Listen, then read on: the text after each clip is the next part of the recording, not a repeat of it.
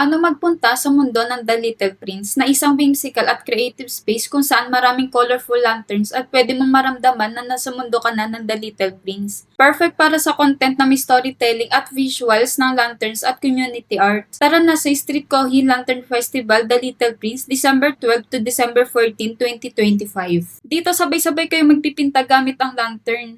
May paraffol, games, photo booth, angry portrait at souvenir shop. 3 PM kami nagpunta dito, lagin nyo lang ang inyong pangalan, then claim ang lantern na inavail mo. Tapos may sticker souvenir pa sila. Nag-late lunch muna kami sa loob. Kakaibang chicken inasal ang sinerve sa amin, yung may pagka-shawarma rice ang lasa.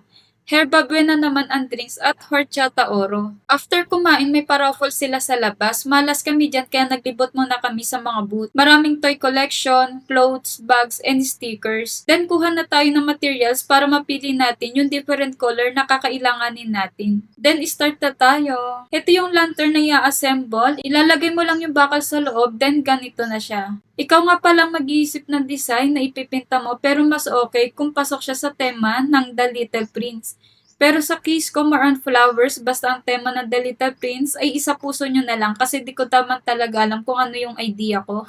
Ang saya dito kasi sabay-sabay kayo magpipinta tapos sabay mo pa nakasama mong panaydikit ng artwork niya sa gawa ko kaya ang ending walang naputunguhan. Ayun yung flowers ko nagkaroon ng touch of blue na hindi naman talaga dapat. 300 pesos ang entrance fee, then 400 pesos naman ang lantern kung gusto mo magka-entry. Punta kayo sa mga event na ganito, malay nyo dito nyo na makikita ang dawan ninyo.